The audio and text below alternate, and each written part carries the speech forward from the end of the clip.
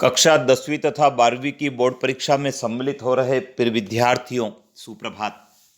विद्यार्थियों, यदि आप नियमित विद्यार्थी हैं तो आपकी प्रायोगिक परीक्षा विद्यालय में संपन्न हो चुकी है। किंतु यदि आप स्वाध्यायी अर्थात प्राइवेट परीक्षार्थी के रूप में बोर्ड की परीक्षा में सम्मिलित हो रहे हैं तो आपकी प्रायोगिक परीक्षा 1 मार्च से 30 मार्च के मध्य आपके परीक्षा केंद्र पर ही होगी। विद्यार्थियों, इसके लिए आपको आपके परीक्षा के केंद्राध्यक्ष से सतत संपर्क में रहना है और परीक्षा की तिथियों को ज्ञात करके निर्धारित समय पर परीक्षा देने के लिए उपस्थित होना है। लेकिन विद्यार्थियों, यदि आप स्वाध्यायी विद्यार्थी हैं अर्थात प्राइवेट विद्यार्थी हैं तो ऐसी दशा में आपको भी प्रायोगिक परीक्षा की तैयारी उसी प्रकार करना है जिस प्रकार से नियमित पढ़ने वाले विद्यार्थी करते हैं। विद्यार्थियों, माध्यमिक शिक्षा मंडल ने कक्षा 10वीं और 12वीं की बोर्ड परीक्षा के पाठ्यक्रम भी निर्धारित किए हैं।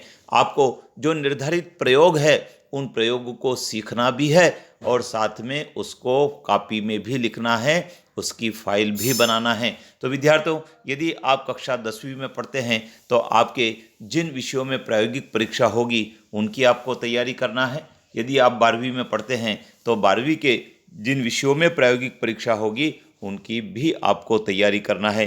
विद्यार्थियों, आपको केंद्राध्यक्ष मार्गदर्शन देंगे, उसके अनुसार आपको फाइल बनाना है, चार्ट बनाना है, प्रायोगिक कॉपी तैयार करना है, उसकी तैयारी करना है और निर्धारित समय और दिनांक पर उपस्थित होकर प्रायोगिक परीक्षा में सम्मिलित भी होना है। विद्यार्थियों, पाठ्यक्रम में कई सारे ऐसे प्रयोग होते हैं जिनको हमें लैब में कर देखना होते हैं। आपने वह तैयारी भी की होगी और आप प्रायोगिक परीक्षा देने के लिए तैयार भी होंगे। लेकिन विद्यार्थियों, आप चूके नहीं। यदि आप प्रायोगिक परीक्षा में सम्मिलित नहीं होते हैं तो आपका परीक्षा परिणाम अनुत्तीर्ण का हो जाएगा। चाहे आपने सैद्धांतिक परीक्षा दी हो लेकिन आपको प्रायोगिक परीक्षा भी देना अनिवार्य है और उसमें भी पास होना अनिवार्य है।